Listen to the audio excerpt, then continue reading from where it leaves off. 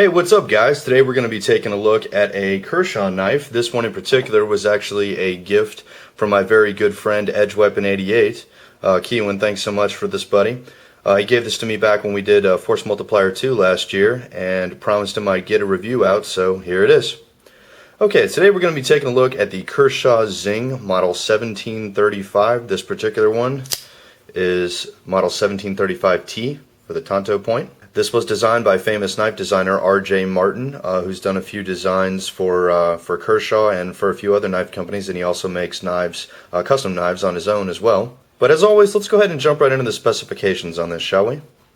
3-inch blade, 3 7/8 inch handle, 6 7/8 inches overall. Weight on it comes in at 3.1 ounces.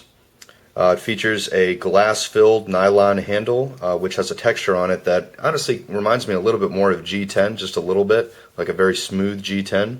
Blade steel is the very formidable Sandvik 14C28N.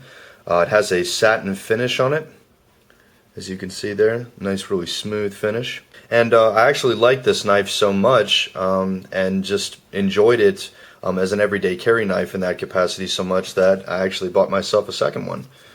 This one is 1735 OR for orange, and the really cool thing about this one is it's got machined grooves on the handle, which kind of gives it like a kind of a 3D wave type of pattern, like sand almost, which I thought was awesome. That's cool. Plus you got that cool kind of Halloween orange handle. I always dig that, man. Orange is just the bomb. But okay, let's go ahead and focus on the Tonto version. Okay, this is made in the United States of America. Awesome. Go Kershaw. The pocket clip is tip up or tip down right side and tip up left side. So they do give the lefties something on this, which is always good. It features the same style pocket clip found on many Kershaw knives, such as the Oh So Sweet, the Volt 2, and previously reviewed by myself and my buddy EdgeWeapon88, the Kershaw Talon, or Talon 2, excuse me. On this knife, as you can see, you've got two methods for deployment. It features both ramp thumb studs, dual ramp thumb studs actually, and you've got the flipper mechanism, always a favorite with me. This does not feature speed safe technology. I know that normally when you see a Kershaw knife and you see a flipper, you immediately think speed safe. I know I do at least. But in my opinion, this really doesn't need speed safe. I feel that it's smooth enough in the opening mechanism, both with the thumb studs and also with the flipper, that it really doesn't need it. You know, it's well engineered and well machined enough to operate as a manual folder perfectly in that capacity. This is put together with torque screws, as you can see. You've got a nice generous lanyard hole right there if you want to throw some 550 in there. This is not a flow-through design. It features about a 2/3 back spacer, which gives a little bit of weight on the back end. You got kind of grooves on there, which kind of cool. A little bit of eye candy there. And as I had mentioned, this does feature ramp thumb studs as opposed to the pyramid style ones or flat ones. And normally I'm not really a huge fan of ramp thumb studs. Kershaw really has not gotten it right very many times when they've tried to do this on a knife. I tried out the Random Task 2, for example, for a little while, and the ramp thumb studs on that just killed it for me. It just made it too damn hard to open. And they've had similar lack of success on things like the original Kershaw Vapor and Vapor 2 were horrible. I heard they got rid of that with the Vapor 3, so that's probably a step in the right direction. However, I have tried out the Kershaw Blur, which features the rammed thumb studs and assisted opening, and on that one they got it right. Yeah, the opening on this is actually really, really smooth, both with the thumb studs and with the flipper.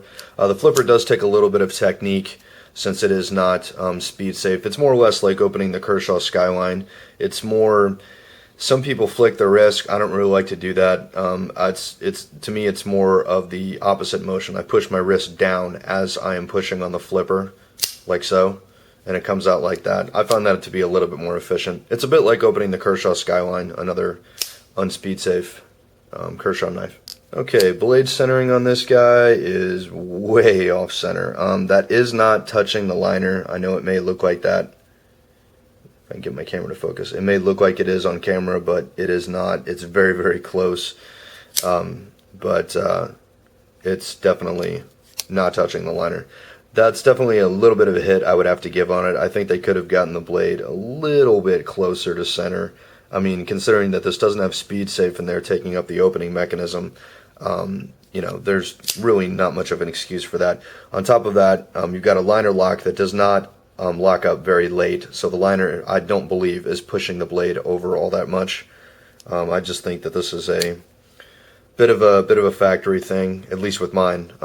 If you have a Kershaw Zing and yours is a little bit more centered, hey, rock on. I guess I just didn't luck out on that one.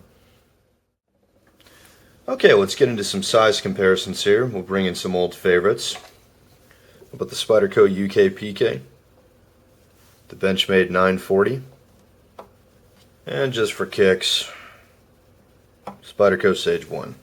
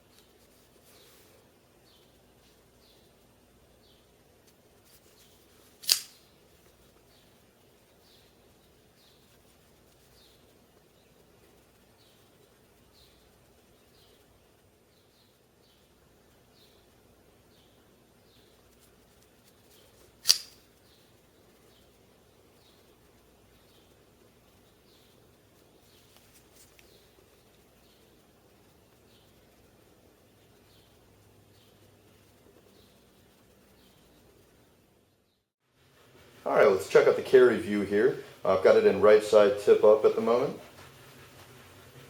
As you can see, it does ride decently low.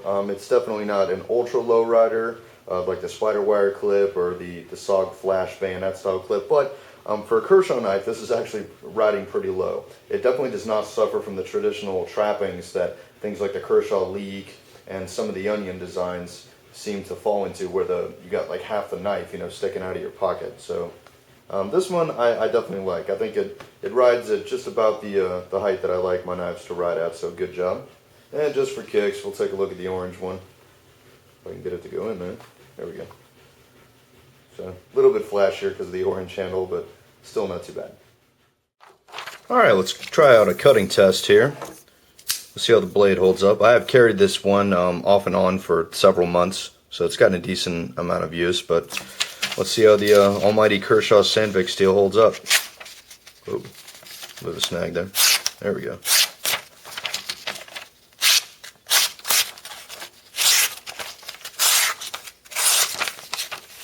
Try out that Tonto point.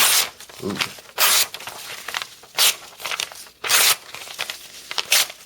Well, alrighty then.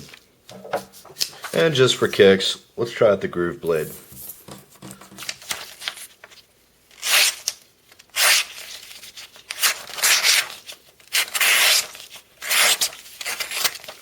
See how this point does.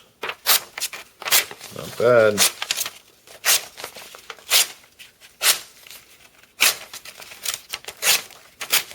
Excellent job, Kershaw. Bottom line, I think the Kershaw Zing is an absolutely outstanding choice for an affordable EDC knife. Right around the $30 price point, you get Sandvik blade steel, you get a machined F-right handle that looks like G10, you get the choice between thumb studs or flipper opening, and on top of that you get an RJ Martin design. Tip up, tip down on right, tip up on left, pocket clip. I mean, this is Kershaw at their best as far as I'm concerned. Kershaw doing what they do best, rather. Putting out an affordable knife with really good materials, making it versatile and giving us options as a customer. So excellent job on this one, Kershaw. I have absolutely no problem giving this one my recommendation, as I would go so far as to say this is a must buy. For a discount EDC Kershaw knife, man, this right here is the cat's ass. That's what I'm talking about. I want to thank everyone so much for their time, taking the time to watch this review. I hope you have found it informative and entertaining. For the best gears, knives, flashlights, you name it, go ahead and go to www.whitemountainKnives.com. Enter discount code MJF for 10% off your order. Again, thanks for watching, guys. As always, stay fit, stay strong, stay supreme. I'll see you next time. Take care.